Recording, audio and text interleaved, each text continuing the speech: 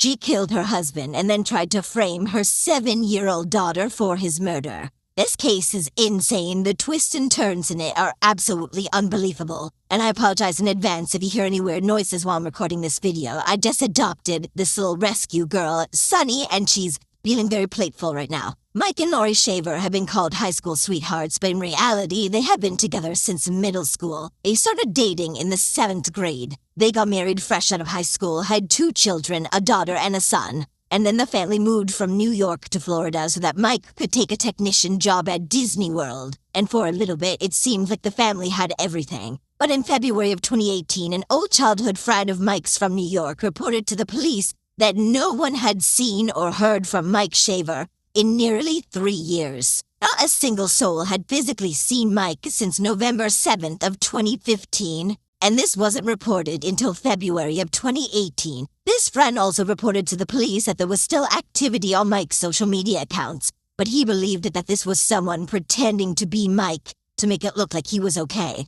Like photos would be posted to make it look like Mike was still out doing stuff, when in reality these photos were taken of Mike years earlier. Mike left work on November 7th, 2015, and then just was never seen again. He never went back to work, and then on the 11th, he texted his boss out of the blue saying that he quit and never even returned to get his last paycheck or his tools. So the police agree that this is really suspicious, and they go to speak with Michael's wife, Lori, and at first she's very cooperative. She told the police that she last saw her husband Mike 3 years ago when he abandoned her and her children to go run off and be with another woman. But there are a few sketchy details about Lori and her story. First thing was that every single person that asked Lori about where her husband Mike was got a slightly different story, or just different altogether. Mike left all of his belongings behind, his car, his clothes, his wallet. His debit card was never used by him ever again, but a lot of money was taken out of his bank account by, you guessed it, his wife Lori. Also, after Mike disappeared, his wife Lori never called or texted him ever again.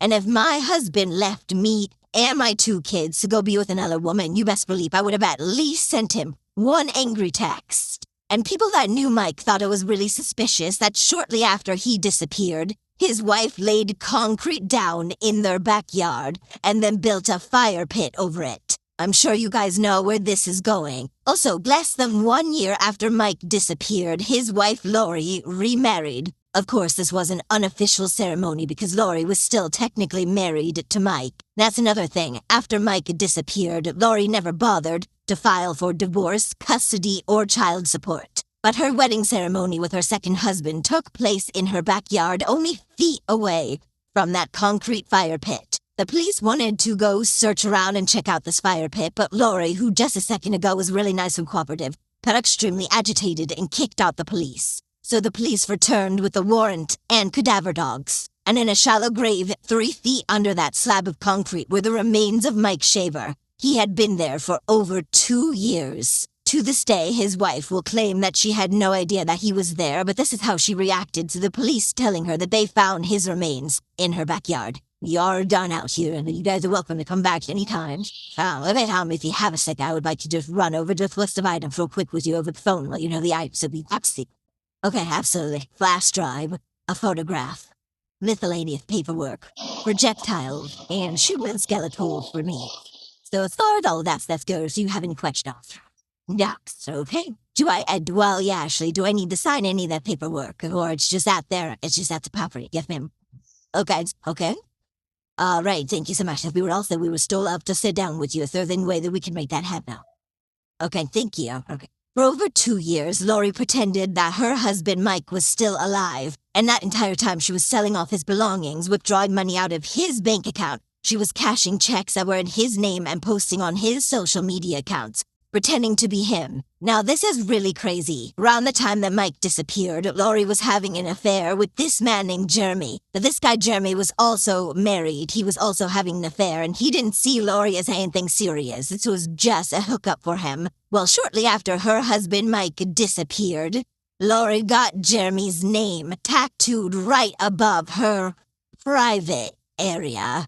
And then he broke up with her right afterwards. So Lori began impersonating her husband Mike, who was dead and buried in her backyard, to harass Jeremy's wife. from her husband Mike's social media accounts. She would send Jeremy's wife harassing DMs. Also pretending to be Mike, she would send these really creepy messages to where this woman worked. In 2 years after they discovered Mike's remains, Lori was finally arrested for his murder in September of 2020. She was released on a $50,000 bond and then immediately started posting online that she was innocent, that she was being framed by the police, like they somehow buried Mike's remains in her backyard and she had no idea. She was also begging people online for money. She wanted $50,000 from random people online. Coming before you guys today just to let you know that we have our suspicions. But I don't know why I've been targeted, why I've been set up, or charged with this heinous crime. Anybody that knows me knows that my life is my children. I'm loving, I'm caring, I have a servitude heart. I don't judge people. I accept all, and I always try to see the good in everybody. And right now, I am up against something that I would have never imagined possible. And so today, I'm coming to you. My family and I are begging you, asking for your assistance to help prove my innocence in this case. Without you, we don't have the financial means to pay for my attorney's fees. But I can tell you that I am not guilty. I had nothing to do with the murder of Michael Shaver, nor did I have any knowledge of his body being buried underwear. We were building a gathering place, a conversational fire pit area for our family and friends to spend time together at. We're asking that you reach in your pocket, do what you can, and help us through this. Thank you very much.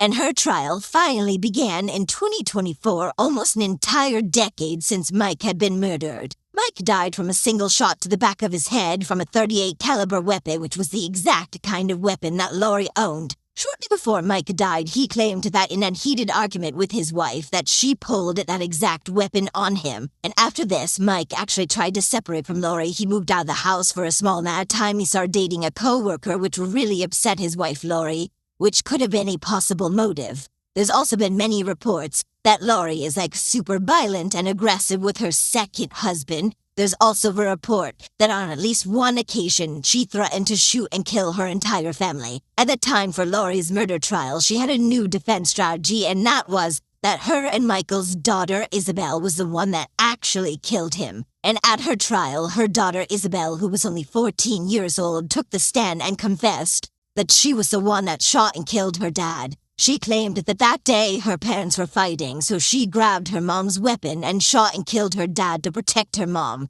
And there's a lot wrong with this story. First being that at the time she would have only been 7 years old. Reportedly, she's also changed her story many times, which is never a good sign if you're trying to see if someone's being honest or not. And her story does not align with the actual facts of the case. She claims that after she shot her dad in the head, her mom's boyfriend, Jeremy, you remember Jeremy? Well, he showed up and then he shot her dad a second time. Then he disposed of Michael's body without telling anyone where he put it, even though it was only in the backyard, but they never saw a freshly dug hole in the backyard and then just conveniently poured concrete over it, whatever. But this just could not have happened because Michael was only shot one time. Also, Jeremy denies any of this ever happened. Lori also took the stand in her own defense where she blames her 7-year-old daughter for her husband's murder. And anybody that knows me knows that my life is my children. What is about them?